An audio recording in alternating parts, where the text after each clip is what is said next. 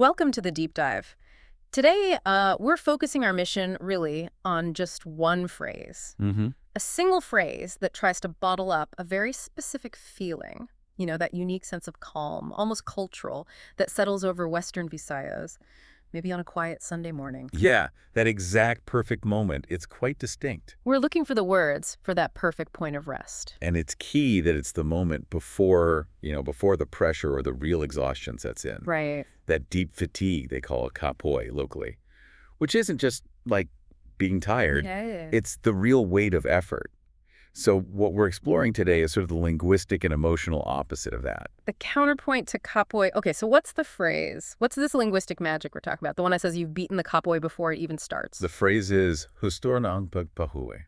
Hustó ng pagpahuway. Okay, so literally translated, it seems pretty straightforward, right? Something like the rest is enough. That's the literal meaning, yes. The rest is enough. But like whenever a culture pins down a feeling with a specific phrase, you just know there's got to be more under the surface. Oh, absolutely. The real depth comes from the Hiligaynon word Hustó. Okay. While it means enough, in this specific context, it's carrying this extra weight. Think perfect or complete or just right. So not just sufficient, but optimal. Precisely. It implies that your sort of quota of rest wasn't just met, it was like profoundly satisfying. You're not just rested, you are perfectly recharged. Your equilibrium is fully restored.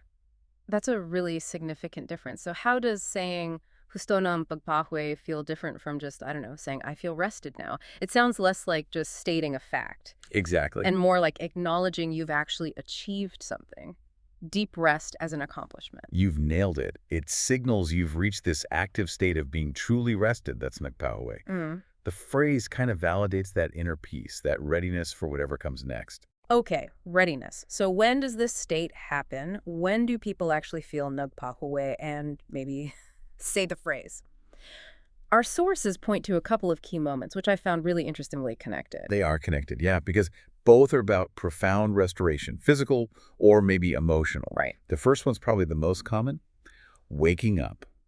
After really good restorative sleep, you feel genuinely refreshed, ready to maybe enjoy that Sunday. Makes sense. And the second one? The second context, which is just as important culturally in Western Visayas, is right after finishing a really, really great meal, something deeply satisfying. Wow, okay. So sleep and food. The language connects them, validating that perfect satisfaction no matter the source. Both are seen as equally renewing, Mm-hmm. which actually leads us straight into what our sources ask the community about. What happens next? Once you're in this state of perfect rest, this nagpahuway, what's the immediate impulse? What do you do?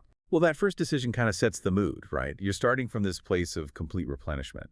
So do you go for the gentle, familiar comfort of Kape pandesal? Coffee and bread, the classic. Yeah.